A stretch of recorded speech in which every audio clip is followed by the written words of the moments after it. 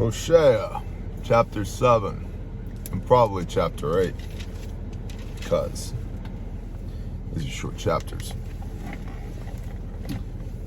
Continuing with Yah speaking from chapter 6.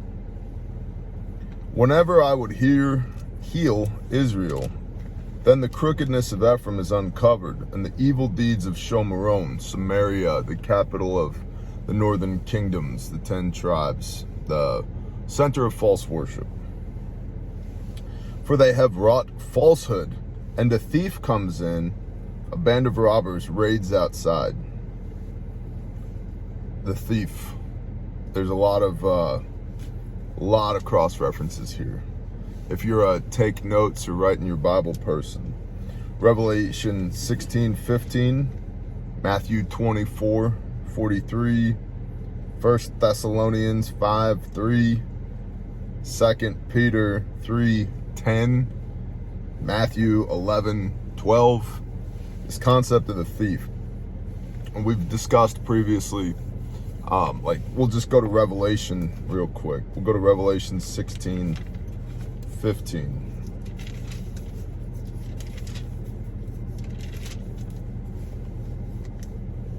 Yeshua speaking, "See, I am coming as a thief. Blessed is he who is staying awake and guarding his garments, lest he walk naked and they see his shame." So this goes back to the temple period, first and then second temple periods. The high priests and the priests in general had a job of making sure that the morning and evening sacrifices were fully consumed, fully burnt up. And the priest on the night shift on occasion would fall asleep. And so the high priest would sneak into the temple like a thief in the night. And if he found the priest who was watching over this burnt offering sleeping, he would take one of the bowls, kind of like a wok-shaped thing, and pick up coals from the altar. And he would flop those hot coals into the lap of the priest who had fallen asleep on duty. And their garments were made of linen. They burn. So much so that the old worn-out garments from the priesthood would be cut into strips and used as wicks for the lamps.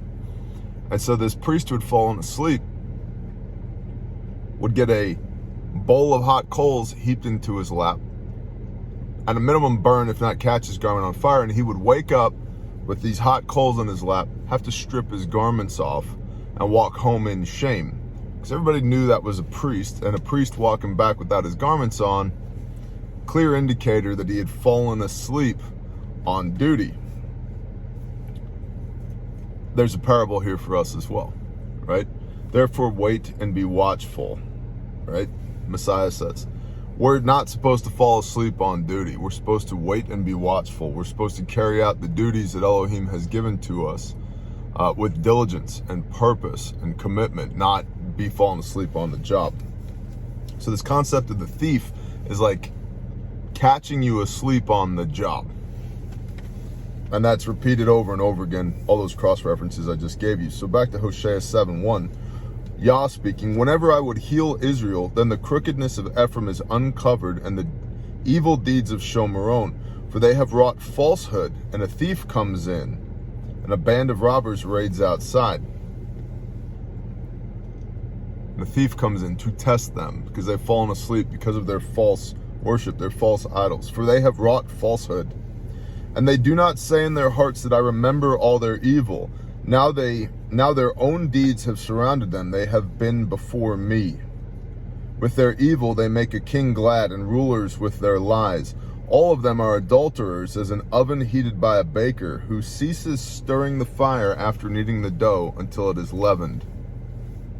In the day of our king, rulers became sick, inflamed with wine. He extended his hand with scoffers. There's a proverb, do not be amongst the drinkers, the heavy drinkers of wine. Again, Baptists, doesn't mean you can't drink. It means you can't be drunk. There's no drunkenness in service to Yah. And if you're the type of person that you have one drink, and then one drink turns into 12 drinks, which turns into 18 drinks, you shouldn't have one drink. But not everybody's that way. What was Messiah's first miracle? Turning the waters of purification, Torah, into wine, which is representative of blood and covenants. On a wedding night, bridegroom. See how it all goes together? For they have drawn near, their heart is like an oven. While they lie in wait all the night, their baker sleeps. In the morning it burns like a flaming fire. This burns is like an all-consuming burn. 1 Corinthians 7:9. Let's go there for a minute. Galatians, 1 Corinthians 7, verse 9. This is the same phraseology that Shaul of Tarsus, the Apostle Paul, uses in the New Testament. And we'll look at 8, or start at 7. For I wish that all men were even as I am myself, but each one has his own gift from Elohim, one in this way and another in that. And I say to the unmarried and to the widows, it is good for them if they remain even as I am, single. But if they do not have self-control, let them marry, for it is better to marry than to burn. Burn, it's this concept of burning with passion, burning in a committed relationship, burning with passion, that the two shall become one flesh. Outside of a committed relationship, burning with lust. Okay? So if we look at that, and we go back to Hosea 7, because it's the same phrase there, burn, it's the same implication there. Verse 4, 7:4, all of them are adulterers, as an oven heated by a baker. So what's this burning going on here? All of them are adulterers. Again, cross-reference 1 Corinthians 7:9. As an oven heated by a baker who ceases stirring the fire after kneading the dough until it is leavened. In the day of our king, rulers became sick and flamed with wine. You can't rule righteously if you're drunk. He extended his hand with the scoffers. For they have drawn near, their heart is like an oven. While they lie in wait all the night, their baker sleeps. In the morning it burns, all-consuming, this lust, this desire for physical union, like a flaming fire. All of them are as hot as an oven, and they consumed their rulers. All their kings have fallen. Not one of them calls on me. What are the kings supposed to do? Again, this is meat, not milk, so maybe not the best place to be spoon-fed an understanding of the word, and I admit that. I'm not for everybody, and everybody's not for me. What is one of the things that the kings are supposed to do? Deuteronomy 17, 18 through 20. Well, let's look at 11 first. Deuteronomy 17:11. Do according to the Torah in which they teach you, according to the right ruling which they say to you. You do not turn to the right or to the left from the word they declare to you. That's why Messiah says the straight and narrow path. You don't turn to the right or to the left. That is an allusion to this concept. The Torah and Messiah for us give us our left and right limits. They're like bumpers in the gutter on the bowling lane of life. Okay? The goal is not to, when you throw the bowling ball, it's not to get it in the gutter. You're trying to hit the pins at the end. You're trying to achieve the goal. But you may end up bumping into one of the gutters. And so we've got the Torah, the commands on one side, and the Word made flesh, the Torah made flesh, Messiah on the other side to course correct for us, so that even if you're bouncing back and forth between the bumpers, eventually the ball's going to get down there and hit a pin. Okay? Do according to the Torah in which they teach you, according to the right ruling which they say to you. You do not turn to the right or to the left from the word which they declared to you. And the man who acts arrogantly so as not to listen, the priest who stands to serve there before Yahweh your Elohim, or to judge, that man shall die. So you shall purge the evil from Israel. Now let's look at verse 18. And it shall be, when he sits on the throne of his reign, now talking about the king, that he shall write for himself a copy of this Torah in a book, from the one before the priests, the Levites. And it shall be with him, and he shall read it all the days of his life, so that he learns to fear Yahweh, deeply respect Yahweh, his Elohim, and guard all the words of this Torah, capital W words. The Word made flesh, Messiah.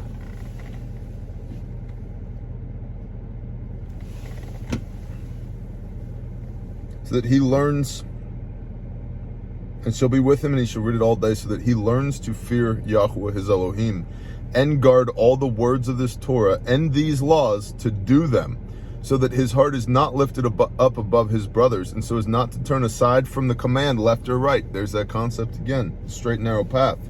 So that he prolongs his days in his reign, he and his children in the midst of Israel. The king was required to write his own copy of the Torah in his own hand. Why? So he's got the reps and sets, the visual, auditory, repetition, kinesthetic of writing it out. It's in his own hand, so he can refer back to it. He can never say, I didn't know. He might have forgotten because he didn't meditate on the Torah all day long like he's supposed to. But he can never say, I didn't know. He knew where to go in the instruction book for people, or at least he should have, in order to rightly rule the people. So we go back to Hosea 7:7. All of them are as hot as an oven. They're all burning with this fleshly lust. Remember, Hosea's wife is a prostitute. You don't need prostitutes unless there's men lusting to lay with prostitutes.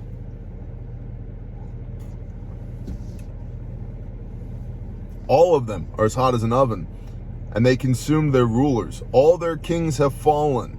Not one among them calls on me. Bad leadership, bad team. That's what we've got going on here. The leadership sucks too. Ephraim mixes himself among the peoples. Ephraim has become a cake unturned, or half-baked. Think about a pancake that you only cook on one side. It might look golden brown and delicious on one side, but it's not even cooked through on the other side. Ephraim mixes himself among the peoples. Not allowed to do that. Numbers chapter 25. Bilam and Balak, the king and the false prophet, of Moab, trying to curse the people of Israel, as the people of Israel are flowing through the Moabite lands.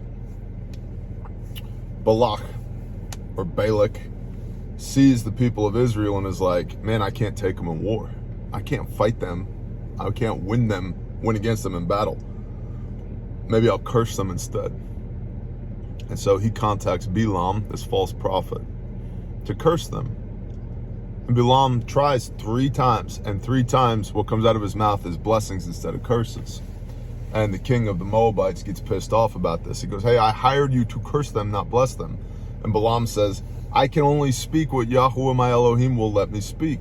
And it's interesting how Bilam refers to Yahweh as his Elohim, but he's clearly engaged in stuff that Yah says you're not allowed to do.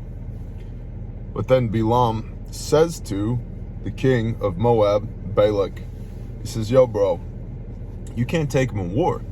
But New Living Bear translation, all these hot young women you have, you can send them in amongst the Israelites and marry amongst them, and you can diminish the Israelness of this Israel, and you can take them out that way. You can join yourselves to them in an unholy matrimony, and you will undermine the value system of Israel to where you won't have to fight them. They'll be like you.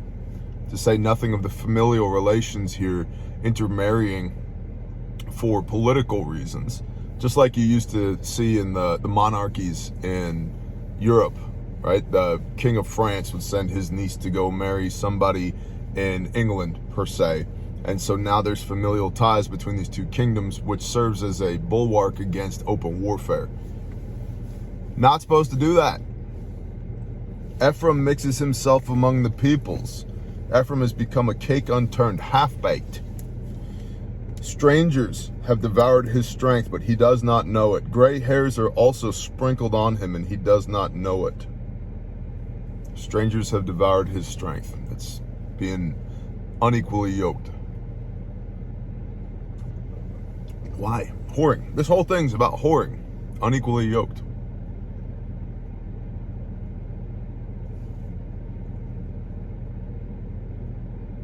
Gray hairs are also sprinkled on him, and he does not know it.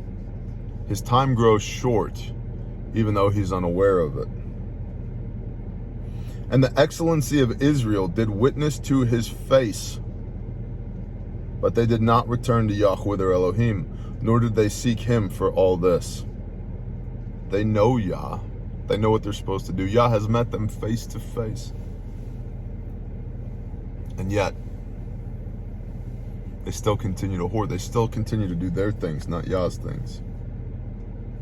And Ephraim has become a simple dove without heart. They have called on Mitzrayim. They have gone to Ashur, Assyria. A dove. A simple dove. The lowest possible offering for sin. They have, and you see elsewhere in the word, the children of Israel were referred to as rams and oxen, right? Strength, power, a sufficient sacrifice for sin. Ephraim is a simple dove. The lowest, and it's two. You got to bring two. They're not even adequate at this point. The lowest possible sin offering. And instead of seeking the face of Elohim, they've gone to Mitzrayim, Egypt. We'll go talk to those guys. We'll do things their way. We'll go to Ashur, Assyria, who shall conquer them and put them into an exile at some point, rather than turn and facing Yah. They're looking to the left and to the right of these other people groups, these other cultures, going, well, maybe if we do things their way, it'll go good for us. Instead of, how about we do things Yah's way? Then it's guaranteed to go good for us. When they go, I spread my net over them. I bring them down like the birds of the heavens. I chastise them as their congregation has heard. As their congregation has heard. I chastise them as their congregation has heard.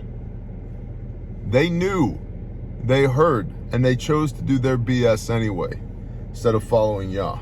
Woe to them, for they have strayed from me. Destruction to them, because they have transgressed against me. And I myself have ransomed them. Yet they have spoken falsehoods against me. When did Yah ransom them? Brought them out of Egypt with a strong hand, didn't he? Paid a price that they couldn't pay. This clearly harkens to Messiah as well, but it also physically happened for the physical children of Israel. And this I chastise them as their congregation has heard. There's a beautiful cross-reference here, Proverbs 24. Proverbs, that's going to be ahead of where we are in Hosea. Proverbs 24, verse 12. If you say, see, we did not know this, would not he, Yahweh, who weighs the hearts, discern it? He, Yahweh, who watches over your life, would he not know it? And shall he not repay man according to his work? What does this mean? If you say, we didn't know this, wouldn't Yah weigh your hearts to discern that? Yah watches over your life. He knows that you didn't know this. And shall he, Yahweh, not repay man according to his work? What does this mean? Accountability and understanding track together. You can't be held accountable for something you didn't know. But you will all the way be held accountable for something that you do know. I chastise them as their congregation has heard. You heard, you knew, but you didn't do it. You did your stuff instead of Yah's stuff. And Proverbs 24:12, I would submit, is also incredibly important, because a lot of people who are coming to this realization of the whole Bible, Genesis 1 to Revelation 22, the Torah is still in play. Messiah is the embodiment of the Torah. Now all this awakening, which was prophesied, a lot of people are asking questions like, but what about my grandpa? We'll use my grandpa, Charlie Lane. Wonderful man. Loved Messiah, loved God with everything that he had. He was very good at loving his neighbor as himself. World War II vet, construction worker, train operator, mechanic, carpenter. He loved people, and he was a good man. And he served Messiah, he served the Creator to the best of his ability and understanding. You tell me that guy doesn't get into the kingdom of heaven. That guy, with the understanding that he had, executed on the understanding that he had, that guy doesn't get into the kingdom. I disagree. Because he did the best that he could with the understanding that he had. So accountability and understanding track together. The scales were not removed from his eyes as far as the completeness of this word, but he executed on what he had. And the scales were not removed from his eyes because his generation hadn't had this revealed to him, because this great awakening that's happening right now of people coming to Torah had not yet come. Okay? And shall he not repay man according to his work? He who watches over your life, Yah knows what you're doing. Yah knows what you're thinking, what you're feeling, what you're going through. He knows. And so he takes you and your understanding and your actions all together and judges that as far as your fitness for the kingdom of Elohim. And for the previous generations, even some of those generations that are still walking the face of the earth today, they don't get it because it was not ascribed to them for their scales to fall from their eyes. But some of these newer generations, it is.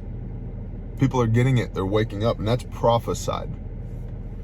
My point here is, in Proverbs 24:12, you can't be held accountable for something you don't know, something that hasn't been revealed to you. But you can absolutely be held accountable for something that you do know. I chastise them as their congregation has heard. They knew, but they did their BS anyway, rather than doing what Yah wanted them to do. Woe to them, for they have strayed from me. Destruction to them, because they have transgressed against me. And I myself have ransomed them.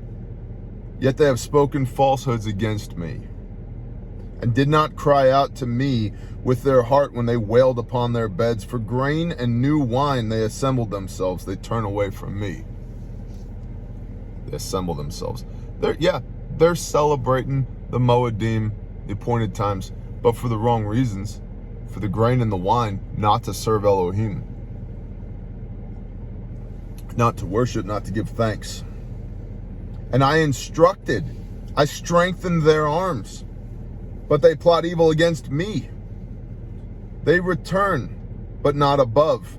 They've been like a slack bow. Their rulers fall by the sword for the cursings of their tongue. This is their scorn in the land of Mitzrayim. Their rulers fall by a sword. So that's physical judgment in their day and age, but it also foreshadows Revelation 19. The rulers in false worship, who knew to do better but didn't, shall fall by a sword. Whose sword? The sword that comes out of the mouth of Messiah, which is the word. I would submit to you, we have a lot of rulers, physically and spiritually these days, that know better than what they're teaching, yet they teach it anyway. Book of James, my brothers, let not many amongst you be teachers, for you will be held to a higher level of account. Which goes back to Proverbs 24:12. Yah knows that you know better. You're teaching people to do sin. Yeah, sin, lawlessness, 1 John 3 verse 4. The man of lawlessness is the Antichrist. 2 Thessalonians chapter 2. So if you're knowingly teaching people to follow the opposite of the teachings of Christ, woe to you, because you knew better. You knew better, but you took the easy route, maybe the more profitable route, the more politically correct route, rather than speaking the truth of Elohim, as if amassing riches and power and esteem for yourself in this life is somehow going to help you in the next. What does Messiah say? Store up your treasures in heaven. Chapter 8. Put a shofar to your mouth like an eagle against the house of Yahweh, because they have transgressed my covenant and they have rebelled against my Torah. They cry out to me, my Elohim, we, Israel, know you. Israel has rejected what is good. An enemy pursues them. There's a lot to unpack here, just in this verse. There's a couple verses. Put a shofar to your mouth like an eagle. Okay. Against the house of Yahweh, not the house of Judah, not the house of Israel, against the house of Yahweh. Shofar. Revelation chapter 8, we see trumpets being blown. These trumpets bring judgments. Okay? Revelation 8:2. Isaiah 58.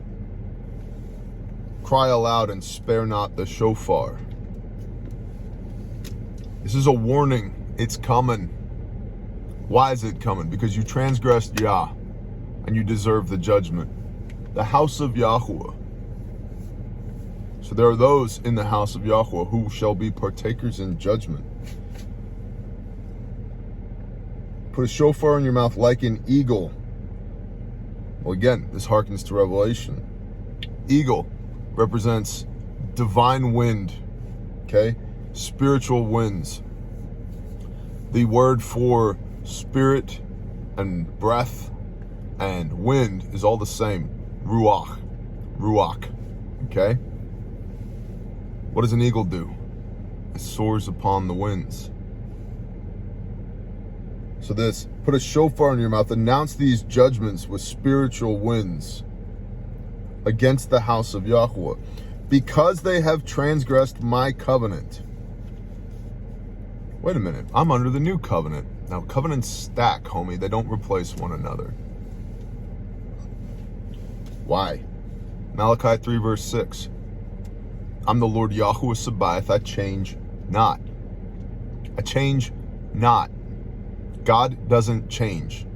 If Messiah is God, and he is, then Messiah can't change anything that God said before. I change not, because that would violate Malachi 3 verse 6. Because they have transgressed my covenant. Which covenant? Mount Sinai, the giving of the Torah to Moshe, the word, to say nothing of the word made flesh, which hasn't come yet as the time of writing in Hosea 2,800 years ago. And they have rebelled against my Torah. Transgressing the covenant, earning judgment, is equated directly to rebelling against the Torah. They cry out to me, my Elohim, we Israel know you. I say, but we know you. We know you. We might be doing the wrong things. We might be doing our things, not your things, but we know you. You're our Elohim. We're your Israel. Verse 3, Israel has rejected what is good. An enemy pursues him. Rejected what is good. I could do an hour on this. But what is good? Go up 2 verses, back to. They have transgressed my covenant. They have rebelled against my Torah. Yahweh is calling the Torah good. And it is good because Yah wrote it with his fingertip on the top of Mount Sinai. And Israel rejected it. Israel has rejected what is good. Yah called it good. Again, Malachi 3 verse 6. I'm the Lord Yahweh Sabaoth. I change not. Yah called the Torah good. The creator of the universe called the Torah good. So anytime you hear anybody preaching against it, they're either knowingly or unknowingly preaching against the creator of the universe. Yah called it good. It is good.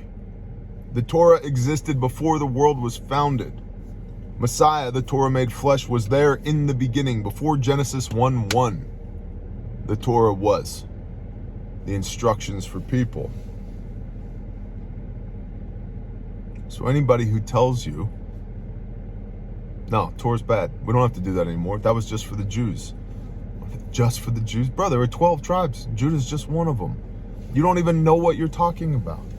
But Paul said in Galatians, you don't even know the Torah. How are you supposed to interpret what a Pharisee of Pharisees is saying about the Torah in Galatians or in Romans? You don't even understand the subject matter. It's like a kindergartner walking up to a rocket scientist and trying to tell him, hey, your calculations are wrong. Bro, you don't even know 2 + 2 is 4. But you're going to walk over here and tell this guy he's wrong. Or you're going to look at the blackboard full of his equations, go, check, got it. I'm also a rocket scientist now too, by the way. Bro, you're a toddler. Doesn't Peter say, beware our brother Paul, for his teachings are difficult? Be careful. Difficult in the sense that Paul's teaching Torah at a doctorate level. The understanding was, as a believer in Messiah, Acts chapter 15, verses 15 through 19, that you would adhere to 4 basic things: no whoring, no idolatry, as we're seeing here in Hosea, no strangulation, no blood. Then go to the temple. The where? The temple. When? On Shabbat. And do what? Hear the words of Moses. What were the words of Moses? The Torah. Who has been ascribed the writing of for Genesis, Exodus, Leviticus, Numbers, Deuteronomy, aka the Torah? Moshe. Go to the temple on Shabbat and read the Torah. For Gentile believers in Messiah, Acts chapter 15. Go read it. The Torah is good. Yah made it. And Israel is getting this judgment because they rejected what is good, the Torah. Put a shofar to your mouth like an eagle against the house of Yahweh, because they have transgressed my covenant. They have rebelled against my Torah. They cry out to me, my Elohim, we Israel know you. Israel has rejected what is good, an enemy pursues him. We, Israel, know you. Matthew 7:21. Mouth of Messiah. Not everyone who says to me, Master, Master, shall enter into the reign of the heavens, but he who is doing the desire of my Father in the heavens. Many shall say to me in that day, Master, Master, have we not prophesied in your name, and cast out demons in your name, and done many mighty works in your name? And then I, Yeshua, Messiah, Jesus, and then I shall declare to them, I never knew you. Depart from me, you who work lawlessness. I never knew you. Look at the next verse. Therefore, everyone who hears these words of mine and does them, it's not enough to hear them, you must do them, shall be like a wise man who built his house upon the rock. Messiah is the Word made flesh, the Torah made flesh. In him there is no sin. True. What's sin? 1 John 3 verse 4, transgression of the law. In him there is no transgression of the law. In him there is perfect adherence to Torah. And we're supposed to walk in his steps, 1 Peter 2:21. For this you were called, that Messiah, having suffered for your sins, that you might walk in his steps. No man can keep the Torah perfectly. Exactly. That's why you have an intercessor, Messiah. You have a substitutionary sacrifice for the remission of sin. Remission of lawlessness. Shall we sin all the more? Shall we be lawless all the more so that grace may abound? No, God forbid you knowingly break Torah. Which goes back to Proverbs 24:12. Accountability and understanding track together. Because at some point, if you do things you know you're not supposed to do, the Father will all the way whip your ass to get your attention. How do we know? We're reading it in Hosea right now. Put a shofar to your mouth like an eagle against the house of Yahweh, because they have transgressed my covenant and they have rebelled against my Torah. Well, that's just for the Jewish people. That's just for the Hebrews. What do you think you're grafted into? Messiah was of the house of Judah, Matthew chapter 1, and you're grafted in Romans 11 into what? The tree of life, brother. What's the tree of life? It's a euphemism for what? Israel, which is why Acts chapter 15, no whoring, no idolatry, no strangulation, no blood. Go to the temple on Shabbat and hear the words of Moses, aka the Torah. For Gentile believers in Messiah, hidden right there in black and white in the Bible. And if people would just read it for themselves instead of taking some other person's word for what it says, dude, that other person, me included, will not be standing there as your intercessor on the day of judgment, when there is weeping and gnashing of teeth, and every knee shall bow and every tongue shall confess. My righteousness, to the extent that I have any, because righteousness is Luke chapter 1, verse 6, blamelessly walking in the commands of Elohim, my righteousness doesn't count towards yours. Doesn't work that way. Jesus is our righteousness. Yeah, if you walk after his pattern, after what he gave you. Because again, Matthew, I'm going to do this one more time, and then we're going to move on. Because Matthew chapter 7, verse 21, not everyone who says to me, Yeshua, Master, Master, shall enter into the kingdom of heaven.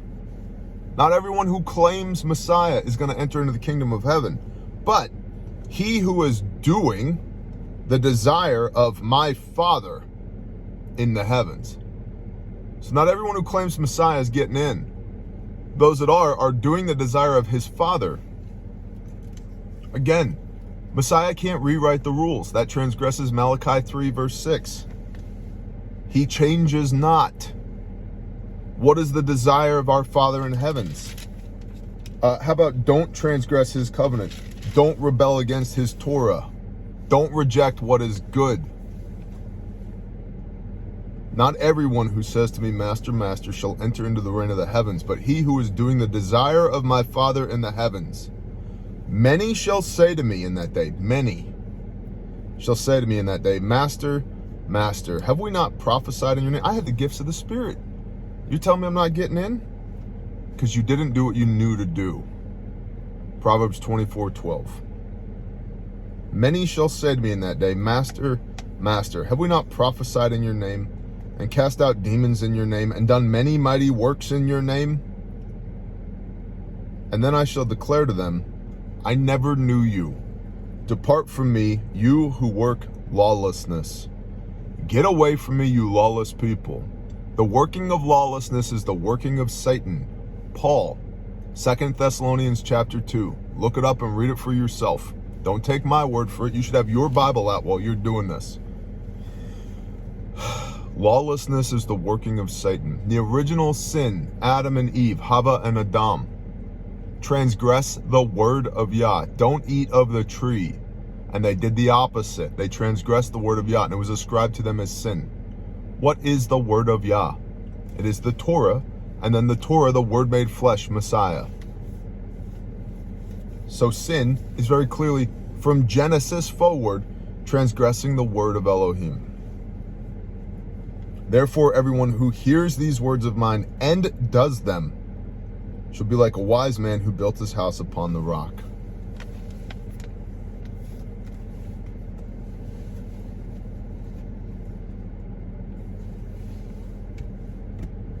Hosea chapter 8, verse 4. They have made kings, but not from me. They have made rulers, but I have not known. From their silver and gold they made idols for themselves, so that they are cut off. O Shomeron, Samaria, 10 northern tribes, capital of. Your calf has been cast off. Calf, Canaanite worship, Canaanite idolatry. Remember the golden calf at the base of Mount Sinai? Your calf has been cast off. My wrath has burned against them. How long shall they be incapable of innocence? Come to me, all you who labor. My yoke is easy, my burden is light. How long are they going to keep doing the opposite of these innocent things? Be like children, Messiah says. For from Israel is even this, a workman made it, and it is not Elohim, for the calf of Shomeron is splinters. They're making false idols. For they sow the wind and reap the whirlwind. The stalk has no bud, it yields no grain. If it does yield, strangers swallow it up. Israel has been swallowed up. They have now become among the nations as a vessel in which there is no pleasure. Stand by. Hey, baby. Hi. I'm reading my Bible with the people. I'll be in a few, okay? Okay. All right. I love you. Go get some yonder. Okay, when are you gonna be done? In a few. Okay. Go get some yonder.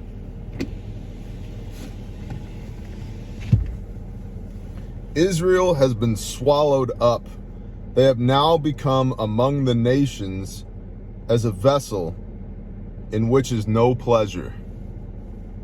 They've lost who they are. Identity crisis. They've forgotten who they are supposed to be. Israel is swallowed up. For they themselves have gone up to Ashur, Assyria. A wild donkey alone by itself is Ephraim. They have hired lovers. Physical whoring is akin to spiritual idolatry. And as we can see, they have physical idols that they are spiritually whoring with. Since Ephraim, also, although they sold themselves among the nations, this time I shall gather them, when they have suffered for a while from the burden of a king of rulers. Also, although they sold themselves among the nations, this time I shall gather them, when they have suffered for a while from the burden of a king of rulers. There's prophecy here. Israel will be gathered again. When? In the latter days. When's that? We'll know it when we see it. Since Ephraim has made many slaughter places for sin, they have been slaughter places for sinning to him. I have written for him numerous matters of my Torah. They knew what to do. I have given him this Torah to do. They were regarded as strange. Ephraim, representing Israel. Israel, the diaspora, the 10 lost tribes, out amongst the nations. Diluted. The nations who argue that although I believe that a Jewish man, Matthew chapter 1, was Messiah, I don't have to do any of that. Now make no mistake, the Jews have added tons and tons and tons to the word. You're not allowed to do that. Do not add or take away from it. And the Christians have taken away a whole lot, so much so that in many denominations, in many places of worship, they don't even read the Old Testament. It's the idea that the Old Testament's for the Jews, the New Testament's for the Christians. But again, prophesied, there's this awakening right now of Jews, the Yehudim, reading the New Testament and going, wait a minute. This Mashiach, this man Yeshua of Nazareth, he was a Jew. He kept Torah. He's the prophesied Messiah of the Old Testament. And then these Christians who believe in Messiah, reading the Old Testament, seeing all these things that the Father commanded, going, wait a minute. Messiah, he's of the tribe of Judah. He kept all of these things. There was no sin in him. He never broke the Torah.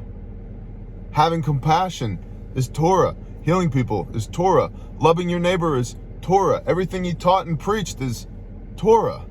Boom, light bulb. If you just read the whole book, I have written for him numerous matters of my Torah. They were regarded as strange. Meh, I don't have to do that. Oh, so you're going to tell the creator of the universe what you have to do and what you don't have to do. You keep doing that. Let me know how it works out for you. I'm sure, positive, you outrank him in the org chart. Makes sense. Best of luck. Read Deuteronomy 28. See what you will reap if you do your stuff instead of Yah's stuff. See what you will reap if you do Yah's stuff. Blessings and curses, Deuteronomy 28. And the whole, oh, that's Old Testament, that's done away with. No, bro, go read Colossians 2. What was nailed to the stake, the staros, the cross, if you will, was the doctrines and dogmas of men. Religious bullcrap was nailed to the cross. Therefore, let no man judge you in eating or drinking or the keeping of new moons and Sabbaths and high holy days. For this is a shadow of what is to come. When Messiah returns, we will be keeping Shabbat, keeping the Moedim, the new moon festivals, all of that, as written in the, say it with me, Torah. As for my slaughterings, they slaughter flesh, and they eat. Yahweh shall not accept them. Now does he remember their crookedness and punish their sins. Let them return to Mitzrayim. If you're going to act like heathens, what was the point of Yah bringing you out of Egypt in the first place? You just go back. Go back. You're going to live like you're Egyptian? Go back anyway. Because you're not behaving the way the Father told you to behave. You're behaving their way. For Israel has forgotten his maker and has built palaces. And Judah has increased walled cities. But I shall send fire upon his cities, and it shall devour his strongholds.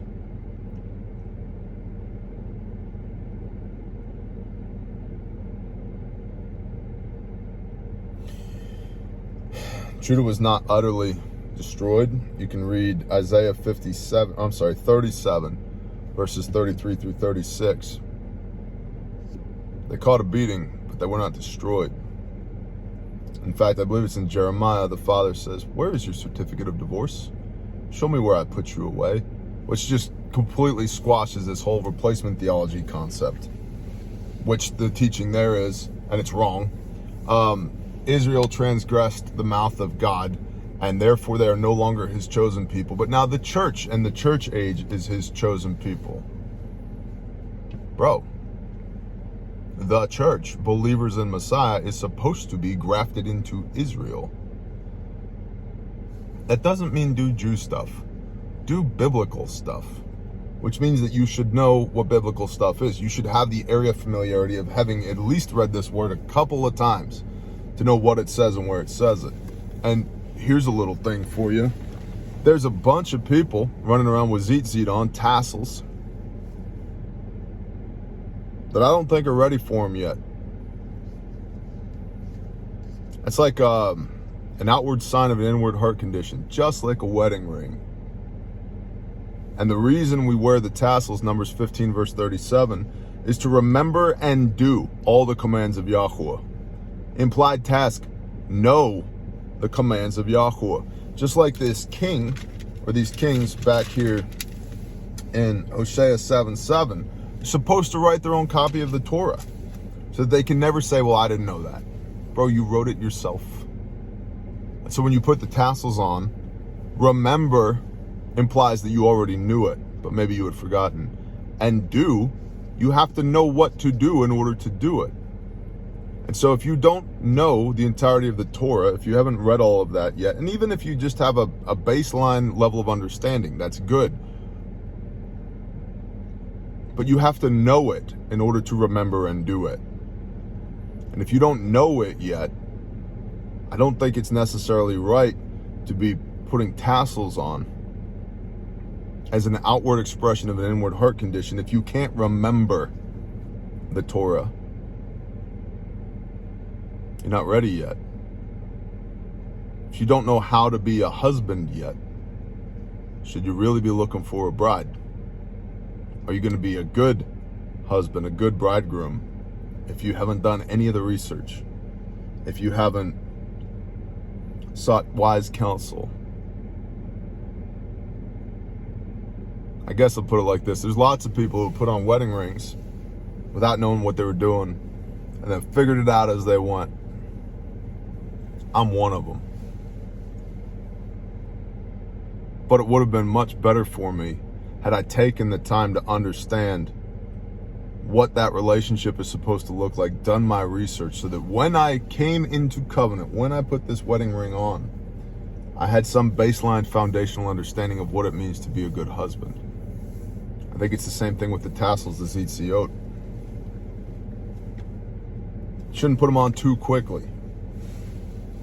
Because how are you going to remember and do something that you don't even know?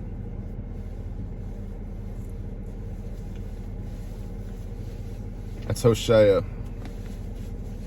7 and 8. I appreciate y'all. I hope you found some value in this. Y'all have a blessed day. Shalom.